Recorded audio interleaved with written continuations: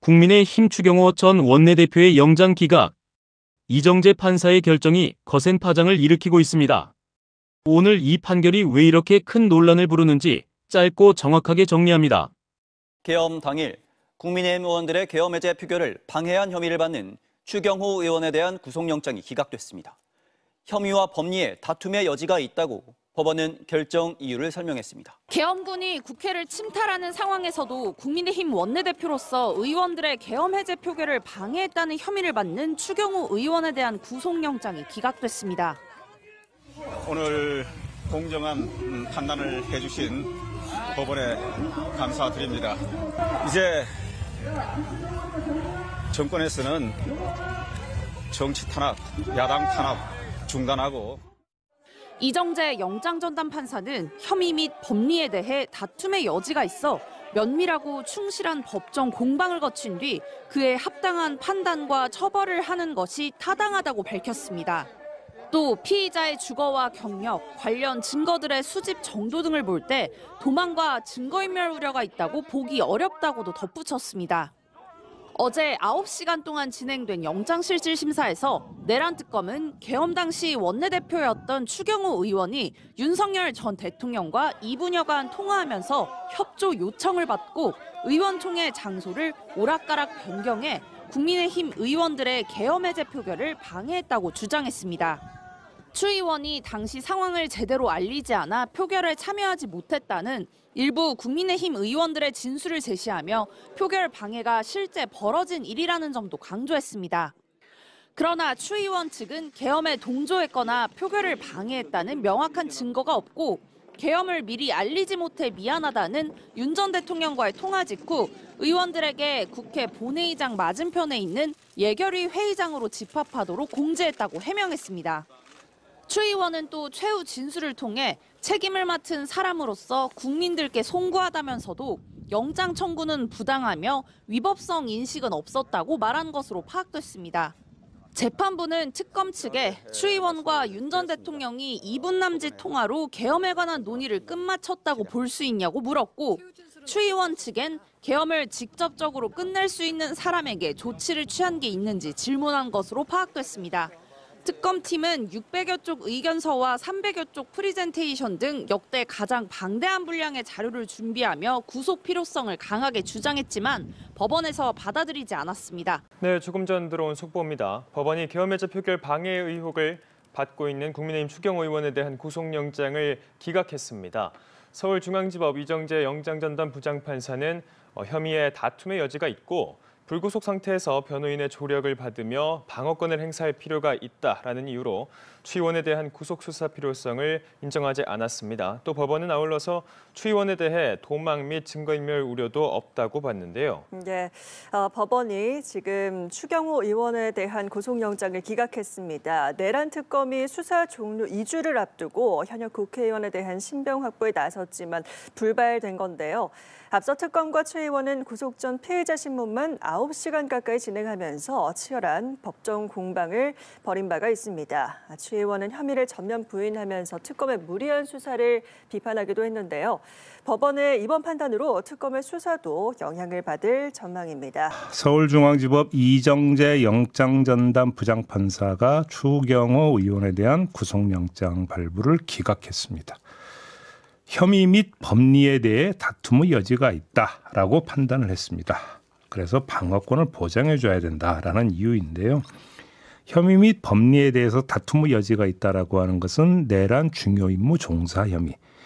간단히 얘기하면 계엄 해제 표결 방해 의혹이 맞나? 여기에 물음표를 찍어야 된다. 이런 뜻이 되는 건데 한마디로 평하면 그냥 역시나다라는 말씀을 좀 먼저 드리겠습니다. 그래서 이게 표결 방해 행위에 해당이 되느냐 안 되느냐라고 하는 것 영장전담 부장판사님은 이렇게 판단을 했다고 하니까 법리적 측면은 잠시 후 유튜브 연장 방송에서 오늘 사법부에 있으니까 짚어보겠는데요. 그러면 이렇게 한번 얘기해 보겠습니다. 표결 방해 혐의는 그렇다고 칩시다. 표결 불참 행위는 그럼 어떻게 되는 겁니까?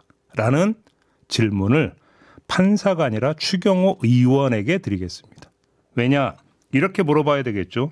그날의 계엄 선포는 합법적이고 정당했던 것입니까? 라고 먼저 물어봐야 됩니다. 근데 그게 아니라고 한다면 그런데 왜 표결에 불참했습니까? 라고 국민은 물어봐야 되는 겁니다. 이건 표결 방해와는 다른 차원의 아주 기본적인 질문입니다. 국회 경내에 있지 않았었습니까? 원내 대표실에. 마음만 먹으면 얼마든지 본회의장 달려가서 표결에 참여할 수 있었을 거 아닙니까? 그런데 왜 표결에 불참을 했습니까? 걸어다니는 헌법기관이 앞으로 이런 질문 수없이 받게 될 것이다. 이런 말씀만 드리겠습니다. 네, 짱구님이 이젠 법대로 해! 이 말이 안 통하는 시대가 온 거 아닌가라는 생각을 했다고 올려주셨고요. 권치련님은 해도 너무합니다. 설마 했는데 이번에도 기각이라니 사법개혁이 꼭 필요하다는 생각이 드네요. 그리고 만강님 출근하는데 화가 치밀어 출근하기가 싫으네요. 무슨 다툼의 여지가 그렇게도 많은 걸까요? 라고 올려주셨네요. 그러고 보니 JB가 지금 묻는 왜 그 투표를 하지 않았냐? 거기에 대해서 추경호 원내대표가 한 말이 있나요? 기억이 있습니까?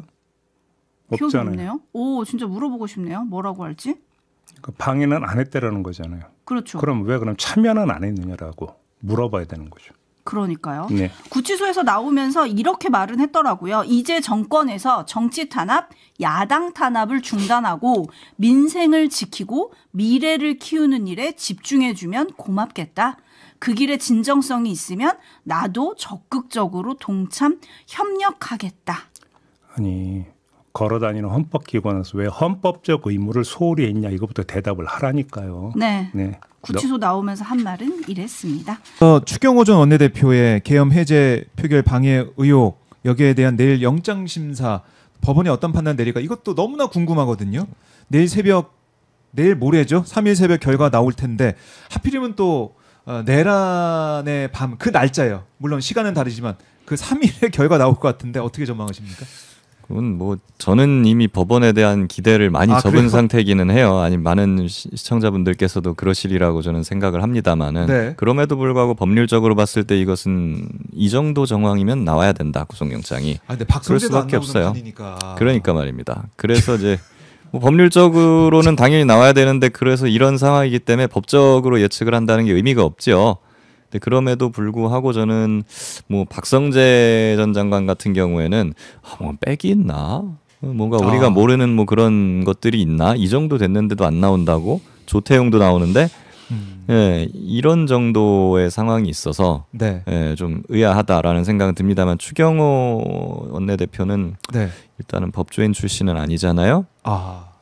예. 빽이 없을 검사 출신도 아니고 판사 출신도 아니고 예. 그래서 뭐 그런 부분에는 한번 좀 기대를 해봅니다. 그렇게도 기대할 수 있겠네요. 이런 걸 갖고 기대를 한다는 것 자체가 되게 웃긴 일이에요.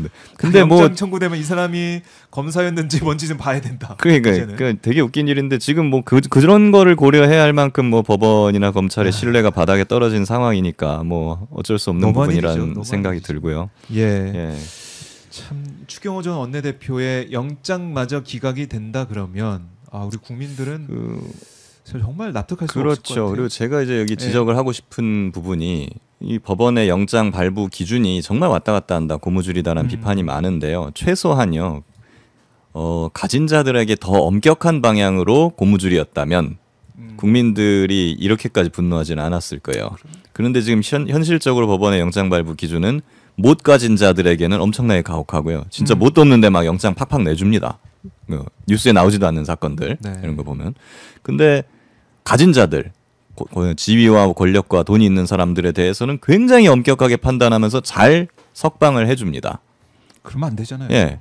이렇게 가니까 국민들이 더 분노하는 거 아니겠습니까? 그래서 이런 부분을 확실히 좀 지적을 하지 않을 수가 없고 특히나 내란죄에 관련된 사람들에 있어서는 내란죄는 이제 국가 체계를 뒤집어 엎는 거잖아요. 과거로 치면 영모죄 아닙니까? 네. 예, 그러니까 국가의 정통성을 부정하려고 했던 사람들이기 때문에 아무리 사법부라 하더라도 그런 역사성에 대한 어떤 방어적 민주주의 관점에서 법률을 해석해야 되는 부분이 있는 거예요. 그러니까 아무리 자기들은 우린 법대로만 한다, 하던 대로만 한다, 하던 기준에 따라서 한다라고 하더라도 어차피 법률 해석이나 그런 기준 같은 것도 헌법에 따라서 도출이 되는 것이고 예, 법에 따라서 가는 건데 헌법상 당연히 우리 대한민국의 정통성 이거를 최고 우위에 놔둬야 되고 그런 헌법을 뒤집어 엎으려는 그런 발상에 대해서는 엄격하게 대처해야 되는 거죠. 그리고 형법에 보더라도 내란죄는 제일 먼저 나오는 죄예요.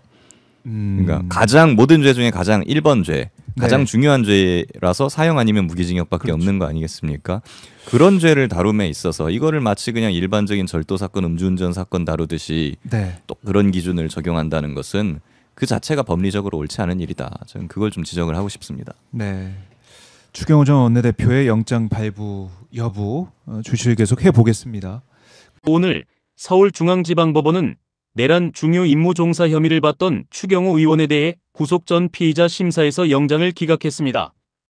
영장 심사를 맡은 부장판사 이정재 판사가 내린 이 결정은 단지 한 사람의 구속 여부를 가른 판결을 넘어섭니다. 만약 내란 청산의 시작점이었던 이 기회를 사법부가 자의적 판단으로 덮어버린 것이라면 누구를 위해 법원이 존재하는지 국민은 되묻지 않을 수 없습니다. 이 영장 기각은 단순히 피의자 한 명의 석방이 아니라 내란 책임 추궁의 문을 스스로 닫아버린 헌법과 민주주의에 대한 중대한 후퇴입니다. 우리는 이 판사의 결정을 냉엄하게 기억할 것이며 정의의 이름으로 다시 묻겠습니다.